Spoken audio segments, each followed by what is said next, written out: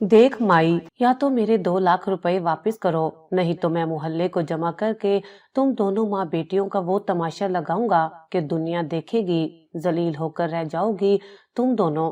रशीद दरवाजे पर खड़ा रजिया बेगम को धमकियां दे रहा था। वो पर्दे के पीछे छुपी खौफ से कांप रही थी। इद्दत में जो थी सामने भी नहीं आ सकती थी। रशीद भाई, मरने वाला मर गया। अगर नसीर ने आपसे कर्जा लिया था तो अपने नशे की खातिर। अब मैं गरीब और बेवा औरत जवान बच्ची का साथ कैसे आपके पैसे उतारूंगी, आप खुद सोचें। जवाब में रशीद की खबासत से भरपूर आवाज आई थी। तू नहीं उतार सकती, लेकिन तेरे पास हल तो है। देख 10 साल हो गए, मेरी बीवी फोत हो गई है। मैं दूसरी शादी करना चाहता हूँ, तो अपनी बेटी का निकाह मुझसे पढ़वा दे। मैं 2 लाख रुपए माफ कर दूंगा। उसकी गलीज बात पर रजिया बेगम का बस ना चला था कि वो सामने होकर उसके मुंह पर एक थप्पड़ मार दे, लेकिन ये मामला लड़ाई झगड़े और गुस्से से हल करने का नहीं था। तभी वो धीमी आवाज में कहने लगी, अभी मैं इद्दत में हूँ। रशीद भाई, इतना बड़ा फैसला मैं कैसे कर सकती हूँ? आप मुझे कुछ वक्त दें। उसकी बात पर वो दिल ही दिल में खुश हुआ था। एक जवान लड़की का साथ जो मिलने वाला था। ठीक है माई, तेरे पास वक्त है। अभी 1.5 महीना हो गया है नसीर को मरे हुए। चलो 3 महीने और हैं, सोच ले, समझ ले, फिर मैं आऊंगा इस मामले पर बात करने। खुशी से झूमता हुआ वापस जाने को था, लेकिन रजिया बेगम ने सिर्फ उसे टाला था। उनका पूरा जिस्म लरज रहा था। कमरे में दबकी अबीरा नहीं जानती थी कि रशीद चाचा और अम्मी में क्या बातचीत हो रही है। चाहे उसका बाप जैसा भी था, लेकिन मोहल्ले पड़ोस के लोगों को पता था कि इस घर में एक मर्द है। लेकिन उसके मरने के बाद तो जैसे वो दुनिया भर में बिल्कुल अकेली हो गई थी। ऐसे लग रहा था कि सर से छत्ती गायब हो गई है। क्या हुआ अम्मी? रशीद चाचा क्या कह रहा था कि अब्बू ने उनसे भी कर्जा ले रखा था। रजिया बेगम ने कमरे में आते ही रोना शुरू कर दिया था। 5-10 हजार का मामला होता तो मैं उसके पैसे उतार भी देती। तेरे बाप ने तो उससे पूरे 2 लाख रुपए लेकर खाए हैं। बता अब मैं कहाँ से दूंगी उसके ये पैसे? ऊपर से वो ऐसी बात कर रहा है कि मेरे पैरों तले से जमीन निकल गई है। क्या हुआ है आखिर, मुझे भी तो बताएं। लेकिन रजिया बेगम उसे ये बात बताकर परेशान नहीं करना चाहती थी। तभी कुछ सोचते हुए कहने लगी, अबीरा तू एक काम कर, तेरे ताया अब्बू है ना, याद है ना, 4 साल पहले हम उनके घर गए थे उनके बेटे आहद की शादी में। मेरे पास उनका एड्रेस पड़ा है। तू ताई अम्मा से जाकर बात कर, अपनी माँ की परेशानी बता और एक बार बस उनकी मिन्नतें करना कि वो मुझसे मिलने आ जाएं। मुश्किल वक्त में उन्हें बड़ी जिठानी की याद आई थी। जेठ तो ये दुनिया छोड़कर चले गए थे। अबीरा के ताया अबू, जिनका इस शहर में एक नाम था, पहचान थी, कई फैक्ट्रियां थी उनकी, लेकिन उनके शोहर नसीर अहमद नशे और जुए की लत ने उन्हें बर्बाद कर दिया था। ना सिर्फ उन्हें, बल्कि उनकी बीवी और बेटी को भी। जब दुनिया से मुंह छुपाती उसकी घर की 4 दीवारी में भी परेशान बैठी थी। जहरीली शराब पीने की वजह से 1.5 महीने पहले नसीर अहमद का इंतकाल हो गया था। तब से वो दोनों माँ बेटी शदीद परेशानी और अजियत का शिकार थीं। अबीरा और वो दोनों ही घर में सिलाई कढ़ाई, लोगों के कपड़े सीकर गुजारा कर रही थीं। लेकिन अब जब उनके शोहर के इंतकाल के बाद कर्जेदार दरवाजे पर आने लगे तो उनका जीना हराम हो गया था। इस परेशान घड़ी में उन्हें एक ही हल नजर आया था कि वो अपनी जिठानी रुबीना बेगम से मदद तलब करें। तभी वो अबीरा को एक बार अपना नाम देकर उनके घर भेज रही थी। वो घबरा कर कहने लगी, लेकिन अम्मी, वो इतनी अमीर हैं, वो भला हमारे घर क्यों आएंगी? मेरी बात क्यों सुनेंगी? वो कभी भी ताई अम्मा के घर नहीं गई थी, क्योंकि ताया अब्बू जब जिंदा थे तो अब्बू से मिलना पसंद ही नहीं करते थे। वो अपने छोटे नशेई और जेवारी भाई से कोसों दूर रहना पसंद करते थे। यही वजह थी कि दोनों भाइयों के दरमियान बहुत फासले थे। लेकिन अब मजबूरी थी। रजिया बेगम किसी भी तरह उन्हें एक बार सारे मामले से आगाह करना चाहती थी, क्योंकि जवान बेटी का मामला था। वो किसी सूरत रशीद जैसे अयार और शैतान सिफ्त इंसान के साथ अपनी बेटी की शादी नहीं करना चाहती थी। अबीरा चादर में लिपटी उस आलीशान बंगले के सामने खड़ी थी। गेट पर चौकीदार बैठा था। वो जैसे ही दरवाजे पर आई तो वो उसे सर से पांव तक देखने लगा। जी बीबी, किससे मिलना है आपको? वो नरम आवाज में पूछ रहा था। जी वो, मुझे ताई अम्मा से मिलना है। میرا مطلب ہے کہ مجھے روبینہ بیگم سے ضروری کام ہے، میں ان کی بھتیجی ہوں، ان کے شوہر کے بھائی کی بیٹی۔ وہ لب کچلتے ہوئے چوکیدار کو اپنا تعارف کروا رہی تھی۔ اس نے سر ہلا دیا، ٹھیک ہے اندر چلی جائیں۔ وہ اندر آ گئی۔ شام کے 5 بج رہے تھے۔ راہداری میں کھڑی انگلیاں چٹکاتی وہ اندر بڑھ گئی تھی۔ لاؤنج میں تائی اماں بیٹھی تھی، لیکن ان کی گود میں ایک چھوٹا سا بچہ تھا۔ وہ انہیں چپ کروانے کی کوشش کر رہی تھی، جبکہ وہ بچہ مسلسل روئے جا رہا تھا۔ تبھی ایک ملازمہ آگے بڑھی، بیگم صاحبہ مجھے دے دیں، میں اسے چپ کرا دیتی ہوں۔ بڑھاپے کی وجہ سے وہ ہانپ رہی تھی۔ اب ان کے اندر اتنی طاقت نہ تھی کہ وہ اس چھوٹے بچے کو سنبھالتی۔ ملازمہ نے تھوڑی دیر بعد بچے کو چپ کروا دیا۔ اب وہ اس کو اندر لے کر گئی تھی، جبکہ وہ تھکے ہارے انداز میں صوفے کی پشت سے ٹیک لگائے پرسکون ہونے کی کوشش کر رہی تھی، لیکن اچانک انہیں سامنے کھڑی لڑکی دکھائی دی۔ پہلے تو پہچانا ہی نہیں، لیکن ناک نقشہ، معصوم صورت دیکھ کر انہیں یقین نہیں آیا تھا۔ تم نصیر کی بیٹی ہو نا؟ آؤ، کیسی ہو؟ وہاں کیوں کھڑی ہو؟ ادھر آ جاؤ میرے پاس۔ وہ مسکرا کر بہت پیار سے اسے اپنے پاس بلا رہی تھی۔ وہ تو اس پریشانی میں تھی کہ نہ جانے تائی اماں اسے پہچانیں گی یا نہیں، لیکن شکر تھا کہ انہوں نے اسے پہچان لیا تھا۔ پھر وہ صوفے پر بیٹھ گئی۔ پیاس سے حلق سوکھ رہا تھا۔ بس نے بہت دور اتارا تو پیدل ہی پیدل چلتے وہ اس ایریے میں آئی تھی۔ کچن میں کام کرتی ہوئی انہوں نے ملازموں کو آواز دی اور ریفریشمنٹ وغیرہ لانے کو کہا۔ پھر بڑے پیار سے اس کے ماں باپ کا حال چال پوچھنے لگی، لیکن جب عبیرہ نے نظریں جھکا کر بتایا کہ ابو اس دنیا سے رخصت ہو گئے ہیں تو افسوس بھرے لہجے میں کہنے لگی، نشے کی لت نے نصیر کی جان لے لی، ورنہ اتنی عمر تو نہیں تھی اس کی۔ ان کے لہجے میں بہت دکھ تھا۔ تائی اماں، وہ مجھے آپ سے ایک بات کرنی ہے۔ دراصل امی عدت میں ہیں، لیکن وہ کہہ رہی تھی کہ ایک بار آپ ہم سے ملنے آئے، وہ بہت بڑی پریشانی میں ہیں۔ کانپتی آواز میں میں انہیں امی کا پیغام دے رہی تھی۔ یہ سن کر روبینہ بیگم کا ماتھا ٹھٹکا تھا۔ ارے خدا نہ خواستہ کیا ہو گیا ہے انہیں؟ طبیعت تو ٹھیک ہے نا تمہاری امی کی؟ ادھر میں اتنی پریشانی میں پھنسی ہوئی ہوں، بیٹا تمہیں بتا بھی نہیں سکتی۔ کیا ہوا تائی اماں؟ سب خیریت تو ہے؟ وہ بھی پریشان ہوئی تھی۔ ارے بیٹا، آہت کی بیوی کا انتقال ہو گیا ہے۔ پریشان اتنا تھے کہ رشتہ داروں تک کو اطلاع نہ دے سکے۔ اچانک یہ سب کچھ ہوا۔ 1 مہینے تک وہ بیچاری کومے میں رہی، لیکن پھر بھی نہ بچ سکی۔ ان کے چہرے پر گہرے دکھ تھے۔ پہلے شوہر کو کھویا، اس کے بعد جوان بہو کا صدمہ، وہ وقت سے پہلے بوڑھی ہو گئی تھی۔ عبیرہ نے ان کے چہرے پر غور کیا۔ لیکن تم پریشان مت ہو، میں تمہاری امی سے ملنے آؤں گی۔ جی تائی اماں، آپ کی مہربانی ہوگی۔ دراصل امی کہہ رہی تھی کہ آپ جلد سے جلد ان سے ملنے آئیں، انہیں آپ سے بہت ضروری بات کرنی ہے۔ بس میں یہی کہنے آئی تھی، اب چلتی ہوں۔ وہ گھبرائے ہوئے انداز میں اٹھ کھڑی ہوئی تھی۔ نہیں بیٹا، بیٹھو، کھانا کھا کر جانا۔ وہ روکتی رہ گئی، لیکن وہ رکی نہیں۔ لیکن تائی اماں نے اس کے ہاتھ پر کئی ہزار روپے رکھے تھے۔ اتنے سالوں بعد تم مجھ سے ملنے آئی ہو۔ وہ ان کے رویے پر حیران تھی۔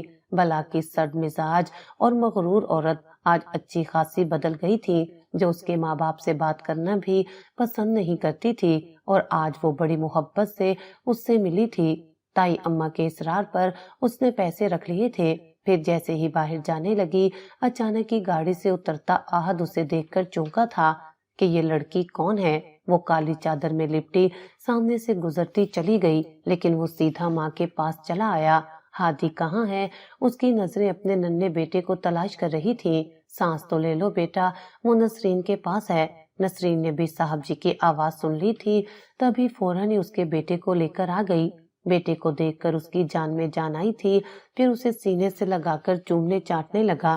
تمہارے نصیر چچا کا انتقال ہو گیا ہے احد، تائی اماں نے اسے افسوس زدہ لہجے میں اطلاع دی تھی۔ وہ بھی یہ بات سن کر چونکا تو یہ لڑکی ان کی بیٹی ہی تھی جو ابھی ابھی یہاں سے گئی ہے۔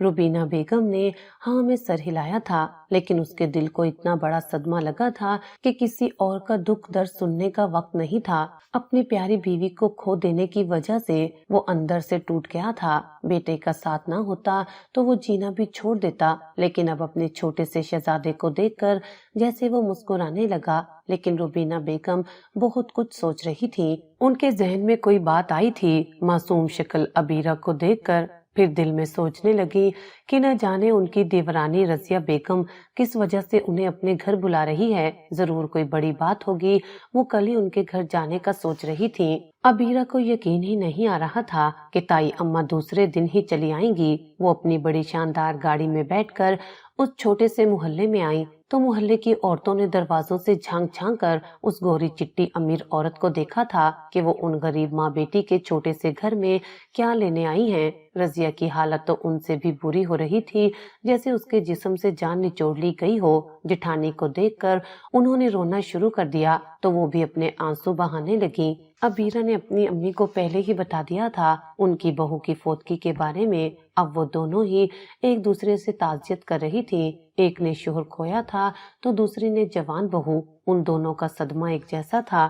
پھر رضیہ بیگم ان کی منتیں کرتے ہوئے کہنے لگی، بھابھی خدا کے لیے آپ میری مدد کریں، میں اس وقت بڑی پریشانی میں ہوں۔ نصیر کا دوست جو رشید ہے، 50 سال کا بوڑھا، وہ میری بیٹی کے پیچھے پڑا ہے۔ 2 لاکھ روپیہ قرضہ لیا تھا نصیر نے اس سے، لیکن وہ کہہ رہا ہے کہ بدلے میں تم اپنی بیٹی کا نکاح اس سے کر دو تو میں قرضہ معاف کر دوں گا۔ میں کسی بھی صورت اس خبیث سے اپنی بیٹی کا نکاح نہیں کرنا چاہتی بھابھی۔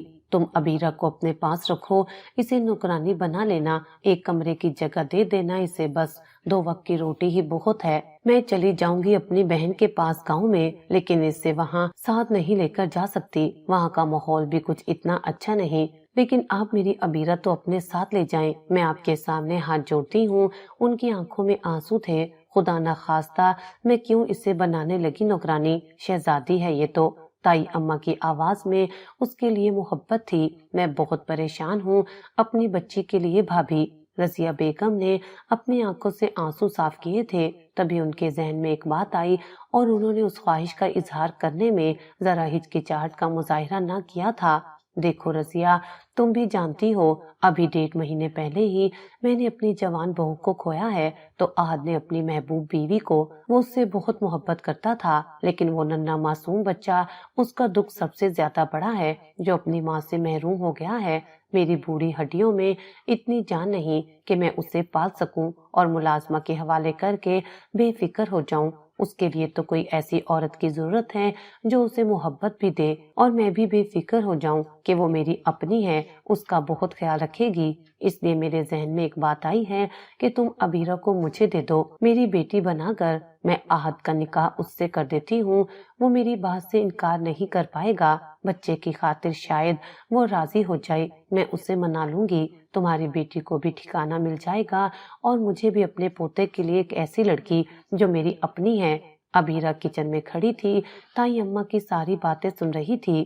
یہ سن کر اس کی جان نکل گئی کہ وہ مغرور انسان جو ان جیسے غریب لوگوں سے بات کرنا تو دور کی بات ہے، ان پر نظر ڈالنا بھی گوارا نہیں کرتا تھا۔ تائی اماں اس شخص کو میرا شوہر بنانے کا سوچ رہی ہیں۔ اس کا جسم کانپ رہا تھا، دل میں خواہش آ گئی کہ امی انکار کر دے، لیکن انہوں نے انکار کرنے کی بجائے مارے تشکر کے اپنی جٹھانی کے دونوں ہاتھ تھام لیے تھے۔ آپ نے تو میری خواہش پوری کر دی، اسے ایک ایسے مضبوط رشتے میں باندھ کر لے جا رہی ہیں کہ میں بھی مطمئن ہو جاؤں گی۔ وہ بہت خوش نظر آ رہی تھی تو روبینہ بیگم مسکراتے ہوئے کہنے لگی، خواہش تو میری اور نذیر کی یہ بہت پہلے کی تھی، لیکن احد اور مدیحہ نے اپنی پسند سے شادی کی۔ وہ دونوں ایک دوسرے سے محبت کرتے تھے، اس لیے ہم انکار نہ کر سکے، لیکن اب وہ یہ دنیا چھوڑ کر چلی گئی ہے اور بچے کے لیے مجھے اس کی دوسری شادی کرنی ہی پڑے گی۔ وہ بہت مجبور دکھائی دے رہی تھی۔ پھر رضیہ بیگم فکر مندی سے کہنے لگی، تو بھابھی کب تک ارادہ ہے آپ کا؟ میں چاہتی ہوں کہ میری عدت ختم ہونے سے پہلے ہی آپ اسے اپنے ساتھ لے جائیں اور پھر میں اطمینان سے اپنی بہن کے گھر اس کے گاؤں چلی جاؤں گی۔ روبینہ بیگم کہنے لگی، بس 10-15 دن کی بات ہے، پھر میں ہمیشہ کے لیے ابیرہ کو آج کی دلہن بنا کر اس گھر سے لے جاؤں گی۔ وہ مسکرا رہی تھی، جاتے جاتے ابیرہ کے ہاتھوں پر کئی ہزاروں کے نوٹ اور محبت سے اس کے سر پر ہاتھ بھی رکھا تھا کہ اس کی ماں کتنی مجبور ہے، اور اگر تائی اماں نے یہ نہیں کیا تو وہ منحوس رشید ان دونوں ماں بیٹی کا جینا حرام کر دے گا، کیونکہ ابا نے اس سے کافی قرضہ لے رکھا تھا۔ ان کے جانے کے بعد امی مسکرا رہی تھی۔ میری بیٹی تو شہزادی بن جائے گی، محل کی رانی، بہت خوش رکھے گا آہد تمہیں، وہ بہت اچھا انسان ہے۔ وہ کیسے ماں کو کہتی کہ یہ صرف ان کی غلط فہمی ہے، وہ بے انتہا کا مغرور انسان ہے جو اسے بیوی کا درجہ تو دور کی بات شاید ایک نوکرانی کا درجہ بھی نہ دے۔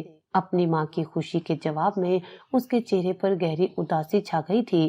یہ کیا کہہ رہی ہیں آپ؟ خود سے ہی سارے فیصلے کر لیے آپ نے، ایک بار مجھ سے تو پوچھا ہوتا، میں کیوں یتیم چچا کی بیٹی کے سر پر ہاتھ رکھوں؟ میں نے یتیموں غریبوں کا ٹھیکہ نہیں اٹھا رکھا امی، میں خود اپنی زندگی کے اس بہاؤ پر ہوں جہاں نہ کنارہ ہے اور نہ ہی ڈوبنے کا آسرا۔ اس کا لہجہ بے پناہ غصہ لیے ہوئے تھا۔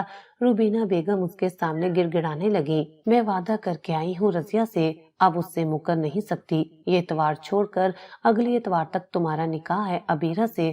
انہوں نے دو ٹوک لہجہ اپنایا تھا۔ کیا دماغ ٹھیک ہے آپ کا امی؟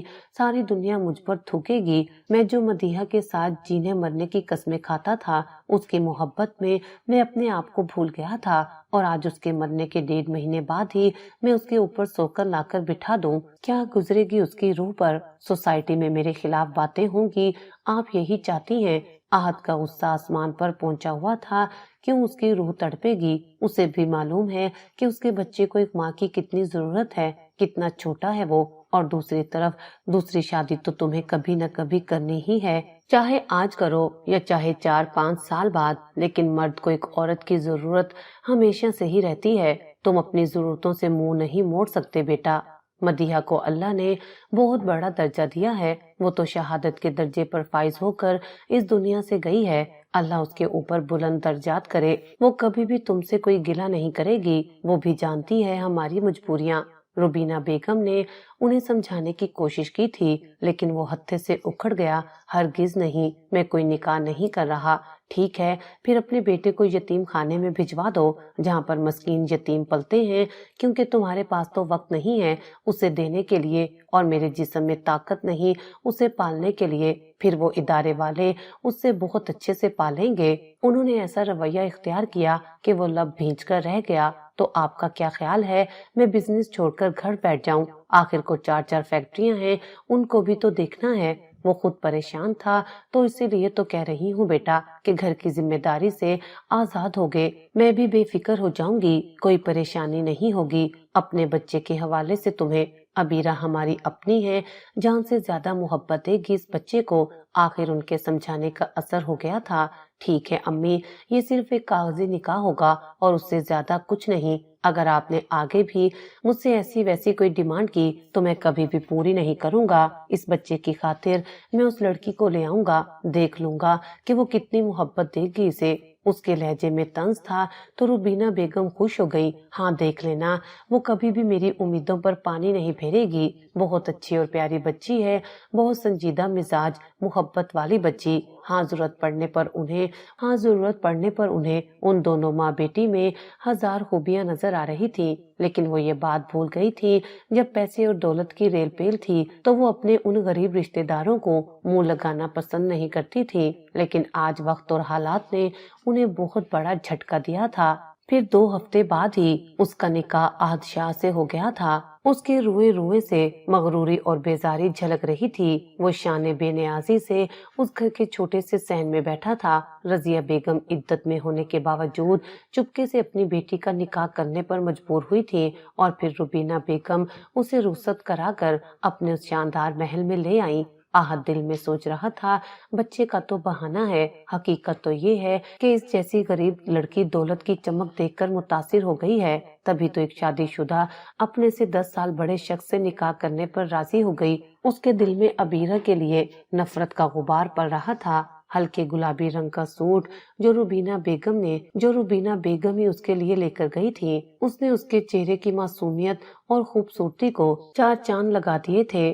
آہد کمرے میں آیا تو وہ بیڈ پر گمسم سی بیٹھی تھی۔ اسے اپنے انتظار میں دیکھ کر اس کا غصہ 4 گنا زیادہ بڑھ گیا تھا۔ کیا تمہیں بتایا نہیں امی نے کہ یہ نکاح صرف اور صرف بچے کی خاطر ہوا ہے، کہ تم کس وجہ سے میرے انتظار میں یوں پلکیں سجائے بیٹھی ہو، جیسے کہ بڑی دھوم دھام اور شان سے یہاں رخصت ہو کر آئی ہو۔ پہلے ہی دن آہد نے اس کی ایسی تذلیل کی کہ وہ ذلت سے زمین میں گڑنے کو ہو گئی۔ وہ فوراً ہی بیڈ سے اٹھ کھڑی ہوئی۔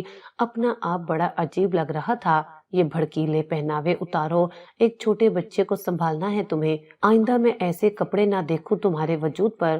اس نے اتنی سختی سے کہا کہ وہ مزید یہاں کھڑی نہ رہ سکی تھی، خاموشی سے کمرے سے باہر ہی چلی گئی۔ روبینہ بیگم ہادی کو بہلانے کی کوشش کر رہی تھی۔ تائی اماں، آپ مجھے دے دیں، اسے میں سنبھال لوں گی، اس نے اتنی نرمی سے کہا کہ وہ اسے دیکھ کر بے فکر ہو گئی۔ میری بچی، بس اس بچے کی بہت حفاظت کرنا، ڈاکٹر نے کہا ہے اسے ایسے پالنا ہے جیسے کوئی کوہ نور کا ہیرا ہو۔ جی جی، آپ بے فکر رہیں۔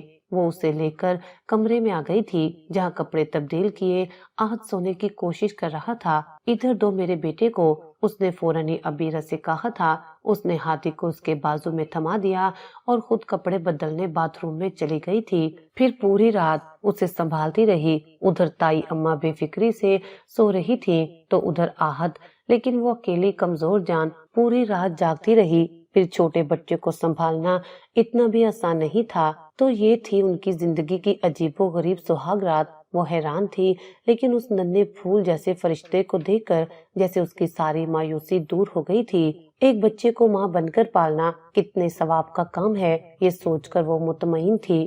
سجنا سورنا بھول کر وہ اپنی ساری جان اس بچے کو پالنے میں لگانے لگی۔ امی تو اس کا نکاح کرنے کے بعد اپنی عدت پوری کر کے خالہ کے پاس چلی گئی تھی، اسے مکمل طور پر تائی اماں اور آہت کے حوالے کر کے، یہ سوچ کر کہ وہ خوش تھی کہ ان کی بیٹی محل میں جا رہی ہے، رخصت ہو کر ایک غریب گھر سے جس کا انہوں نے کبھی خواب بھی نہیں دیکھا تھا۔ لیکن وہ نہیں جانتی تھی کہ اس کی بیٹی کے لیے یہ محل کتنی آزمائشوں سے بھرا ہوا ہے۔ ابھی کچھ ہی دن ہوئے تھے اس کی شادی کو، لیکن اسے اتنا تجربہ نہیں تھا بچے سنبھالنے کا۔ اس رات بھی ہادی کو سلاتے سلاتے ہی وہ خود بھی سو گئی، لیکن رات کو نہ جانے کیا وقت تھا جب اس کے رونے کی وجہ سے ابیرہ کی بھی آنکھ نہ کھلی، جبکہ وہ مسلسل روئے جا رہا تھا۔ بیڈ پر لیٹا آہت جو اس کے رونے پر اٹھ گیا تھا، اب غصے سے بھری نظروں سے اس لڑکی کو دیکھ رہا تھا جو بے سدھ پڑی ہوئی تھی۔ اٹھو، اس نے تیز آواز دی تو وہ ہڑبڑا کر اٹھی تھی۔ کیسی لڑکی ہو تم، بچہ اتنی شدت سے رو رہا ہے، حلق پھاڑ پھاڑ کر، اور تمہاری آنکھ بھی نہیں کھل رہی۔ سچ کہتے ہیں دوسری ماں تو دوسری ہوتی ہے، آہت نے اسے تانا مارا تھا۔ وہ لب کچل کر اٹھ بیٹھی، پھر اس نے روتے ہوئے ہادی کو اٹھ کر سینے سے لگایا۔ شاید وہ دودھ کی وجہ سے رو رہا تھا، اسے کچن میں لے کر دودھ بنانے چلی آئی۔ وہ اس کے غصے سے بے پناہ ڈرتی تھی، پھر دودھ وغیرہ پلا کر کمرے میں آ گئی، لیکن وہ ابھی سونے کے موڈ میں نہیں تھا، اس لیے مسلسل جاگ رہا تھا، جبکہ اس کے رونے سے آہت کی نیند بری طرح ڈسٹرب ہو رہی تھی۔ وہ ابیرہ کو گھور گھور کر دیکھ رہا تھا جسے ایک بچہ سلانا نہیں آ رہا تھا۔ اس کی نظروں سے ہائف ہوتی وہ پریشان ہو گئی۔ اگلے دن تائی اماں سے کہنے لگی، تائی اماں ایسا نہیں ہو سکتا کہ آپ ہادی اور میرے لیے ایک الگ کمرہ سیٹ کروا دیں، اتنے سارے کمرے ہیں اس گھر میں اسے اکیلے آرام سے سنبھال لوں گی۔ روبینہ بیگم اس کی بات سن کر حیران رہ گئیں۔ کیا ہوا بیٹا، خیریت؟ کیا تم سے آہت نے کچھ کہا ہے؟ اس کے چہرے پر پریشانی تھی۔ نہیں نہیں تائی اماں، انہوں نے کچھ نہیں کہا، لیکن ان کی نیند خراب ہوتی ہے، پورا دن وہ کام کرتے ہیں، پھر رات کو بھی ٹھیک سے سو نہیں پاتے، لیکن میں سوچ رہی ہوں کہ میں اسے الگ کمرے میں سنبھال لیا کروں، اس طرح سے اس کے رونے سے وہ ڈسٹرب نہیں ہوں گے۔ روبینہ بیگم جان گئی تھی کہ آہت نے اس لڑکی کو اپنی زندگی میں جگہ نہیں دی، وہ صرف اسے بچے کی خاطر برداشت کر رہا ہے۔ ان کے چہرے پر مایوسی چھا گئی تھی۔ لیکن بیٹا، اس طرح سے تو آہت کبھی بھی تمہارے نزدیک نہیں آئے گا اگر تم الگ کمرے میں رہو گی اس بچے کی خاطر۔ یہ سن کر ابیرہ کی نگاہیں جھک گئی تھی۔ تو کیا ہوا، ابھی تو ہادی کا مسئلہ ہے زیادہ، اسے پراپر کیئر اور توجہ کی ضرورت ہے۔ اب وہ انہیں کیسے بتاتی کہ ہادی کے غصہ کرنے کی وجہ سے وہ بہت گھبراہٹ اور خوف میں مبتلا رہتی ہے۔ پھر اس کے اصرار پر روبینہ بیگم نے ہادی کے لیے کمرہ بڑی خوبصورتی سے ڈیکوریٹ کروا دیا۔ وہ یہاں آ کر خوش تھی، لیکن آہت کو یہ بات معلوم نہیں تھی۔ جب رات میں ہادی اسے نظر نہیں آیا تو وہ پریشان ہو گیا۔ کہاں ہے میرا بیٹا؟ وہ ماں کے سامنے کھڑا تھا۔ ارے بیٹا، وہ دوسرا کمرہ سیٹ کر دیا ہے میں نے ہادی کے لیے، تم پریشان ہوتے ہو نا اس کے رونے سے، وہ پوری رات جاگتا ہے، دن میں سویا رہتا ہے، اب تمہیں پریشانی نہیں ہوگی۔ اچھا، یہ اتنا اچھا مشورہ آپ کو کس نے دیا؟ آپ میرے بیٹے سے مجھے دور کرنا چاہتی ہیں؟ रुबीना बेगम ने दोनों हाथों से अपना सर थाम लिया था। बेवकूफ, तुम्हारी परेशानी की वजह से ही अबीरा ने मुझे ये मशवरा दिया था। तुम्हारा बेटा तुम्हारी आंखों के सामने ही रहेगा इस घर में, लेकिन बस वो रात को जागता है तो तुम्हारी नींद खराब नहीं होगी। अबीरा उसे संभाल लेगी। माथे पर शिकन लिए वो कमरे में आ गया था, लेकिन फिर तो जैसे वो अपने आप को भूल गई थी। बस दिन हो या रात उसी को संभालती, दिन में जागती रहती तो रात को भी सो ना सकती। रुबीना बेगम उसकी हालत देखकर परेशान होती। बेटा, तुम दिन में सो जाया करो जब हाथी सोता है। ताई अम्मा, मुझे नींद नहीं आती, दिन में सोने की आदत नहीं है। वो समझ गई थी कि इस घर में वो सिर्फ हाथी के लिए लाई गई है। आज को बीवी की न कल जरूरत थी और न आज है। उसके लिए उसकी कोई अहमियत नहीं है। अगर इससे जरा सी भी ऊंच नीच हो गई तो वो उसे घर से निकालने में देर नहीं करेगा। इसलिए वो अपनी जान से भी ज्यादा हाथी का ख्याल रखती थी। धीरे धीरे वक्त गुजर रहा था। अब 3 महीने हो गए थे उसके निकाह को, लेकिन वो आहत के गुस्से की वजह से उसके सामने भी न आती। इतवार को पूरा दिन अपने बेटे के साथ गुजारता, लेकिन वो बस कमरे में रहती। फिर उस दिन ताई अम्मा को उसे देखकर बहुत अफसोस हुआ था। उलझे बाल, सादा कपड़े, न हाथों में चूड़ियां, न कानों में टॉप्स वगैरह की चमक थी। रातों को जाग जाग कर आंखों के गिर्द हल्के पड़े हुए थे। वो एक दुख की कैफियत में चली गई। बेटा, ये क्या हाल बना रखा है तुमने? चूड़ियां वगैरह पहन के रखा करो, कपड़े भी अच्छे पहना करो, इतनी सादा क्यों रहती हो? वो नजरें चुरा रही थी। अच्छी तरह जानती थी कि आहद ने ना उससे अपने दिल में जगह दी है और ना ही कमरे में। उससे कोई रिश्ता बनाना तो दूर की बात है, वो उससे बात तक नहीं करता था। ना ही वो उसकी जरूरतों का ख्याल रखता और ना ही उसके वजूद की अहमियत थी उसकी नजर में। क्या करना है ताई अम्मा, तैयार होकर। वैसे भी अगर मैं भड़कीले चमकीले कपड़े पहनूंगी तो हादी को परेशानी हो जाएगी। वो छोटा बच्चा है अभी। वो बड़ी समझदारी से कह रही थी। वो खामोश रही, लेकिन उनके दिल में एहसास था। अपने आप से वो शर्मिंदगी महसूस कर रही थी। छुट्टी वाले दिन जब भी आहद अपने बेटे के साथ वक्त गुजारता, ये देखकर इत्मीनान होता कि वो जल्दी जल्दी बड़ा हो रहा था, लेकिन पहले से ज्यादा निहायत सेहतमंद और गोल मटोल होता जा रहा था। अब तो उसे पहचानने भी लगा था। उसे देखकर मुस्कुराता रहता। एक दिन जब वो अम्मी के साथ उसे लेकर लॉन में बैठा था, हाथ उठा उठा कर वो किसी को अम कहने लगा। उसने गर्दन मोड़कर देखा था। चंद कदम के फासले पर अबीरा खड़ी थी और वो उसे देखकर खुश हो रहा था। आहद की निगाहों में गुस्सा छा गया।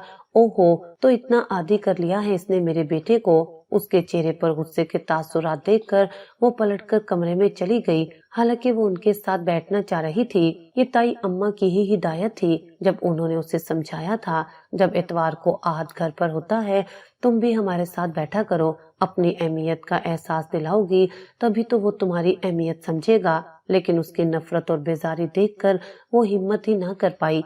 नन्हा हाथी 6 महीने का होने वाला था। वो चंद सेकंड के लिए वॉशरूम में गई थी। वापस आई तो उसके तेज रोने की आवाज में अबीरा की जान निकाल दी।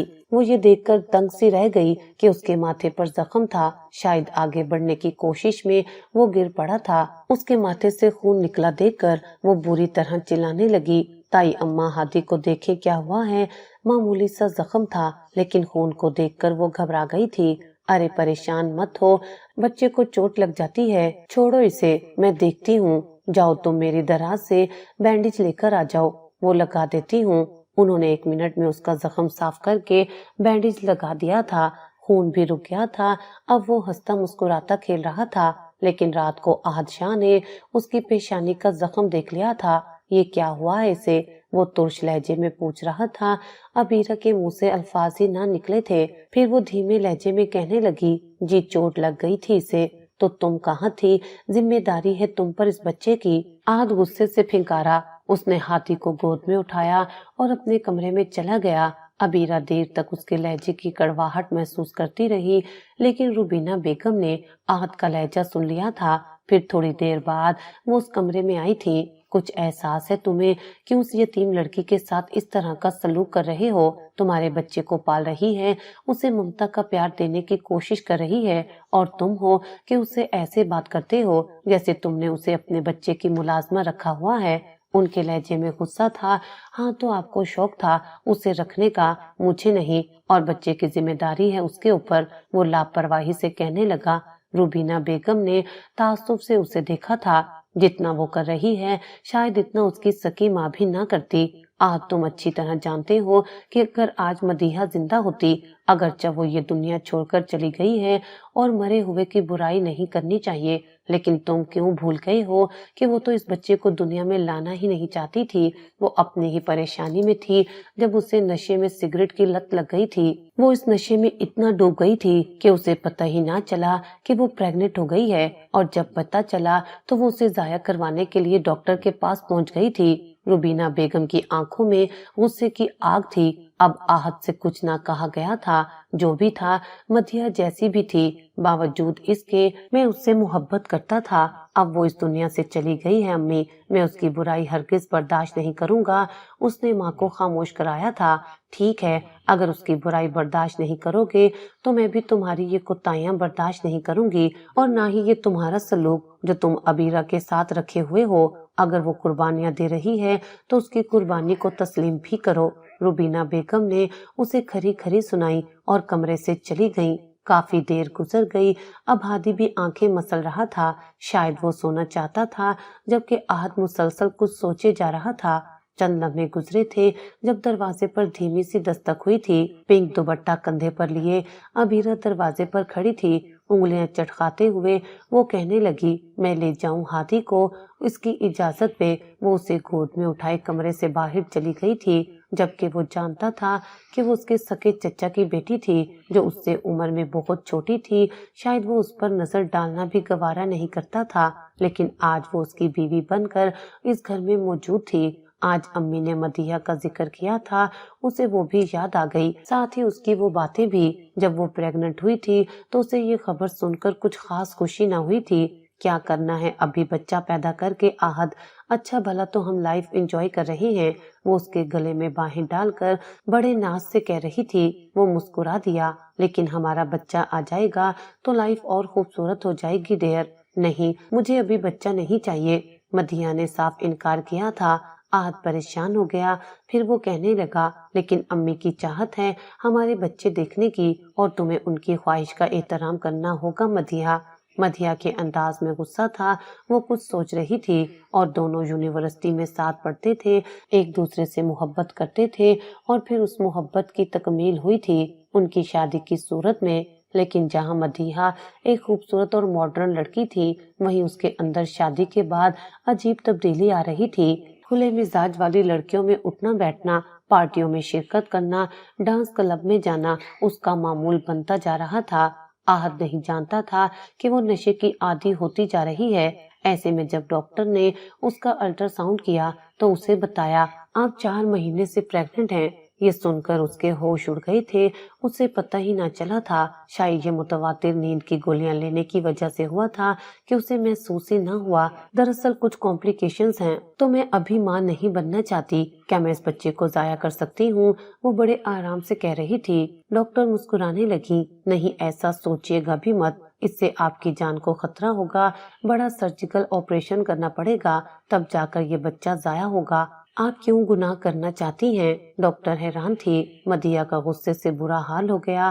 گھر آ کر اس نے آج سے خوب جھگڑا کیا تھا، لیکن جواب میں وہ بھی اس پر چلانے لگا کہ اس نے بچے کو ضائع کرنے کے بارے میں سوچا بھی کیوں۔ کافی دن تک ان کے درمیان بات چیت بند رہی، پھر آہستہ آہستہ مدیحہ نے بھی آہد کی خوشی کی خاطر اس بچے کو دنیا میں لانے کا فیصلہ کیا، لیکن اس کی حالت ٹھیک نہیں تھی، خون کی رپورٹ صحیح نہیں آئی تھی، کثرت سے نشہ کرنے کی وجہ سے وہ اب ان چیزوں کی عادی ہو گئی تھی، یہ بہت دوائیاں لیتی رہی ہیں۔ ڈاکٹر نے مدیحہ کی پریگننسی ہائی رسک قرار دے دی تھی۔ آہد بڑا پریشان تھا، دن رات اس کا خیال رکھتا، ہاں وہ ہرگز اسے کھونا نہیں چاہتا تھا، پابندی سے اسے دوائیاں دیتا، لیکن اب وہ بیزار آ گئی تھی، اسے یہ بچہ کسی مصیبت سے کم نہ لگ رہا تھا۔ پھر بالآخر ڈلیوری ہونے کے بعد وہی ہوا جس کا ڈاکٹرز کو خدشہ تھا۔ پریگننسی کے بعد وہ کوما میں چلی گئی تھی، 1 مہینے تک کوما میں رہنے کے بعد بالآخر وہ دنیا چھوڑ کر چلی گئی۔ आहत ने ना सिर्फ घर पर मस्जिदों में जाकर खूब दुआएं करवाई थी, उसकी सेहत की, उसकी जिंदगी की, लेकिन सारी दुआएं बेकार गई थी। वो शदीद सदमे में था, लेकिन बच्चे की मासूम सूरत देखकर जैसे जिंदगी की तरफ वापस आया। अब उस नन्हे बच्चे को उसे अकेले ही संभालना था, लेकिन उसे इस बात का अफसोस था कि बिजनेस में उलझकर वो ये तक जान ना पाया कि मदीहा डांस क्लब में जा जाकर नशे की आदी हो गई थी। इन तल्ख यादों से पीछा छुड़वाना इतना आसान नहीं था। काफी देर तक वो जागता रहा और इन्हीं बातों को सोचकर न जाने कब नींद की आगोश में चला गया।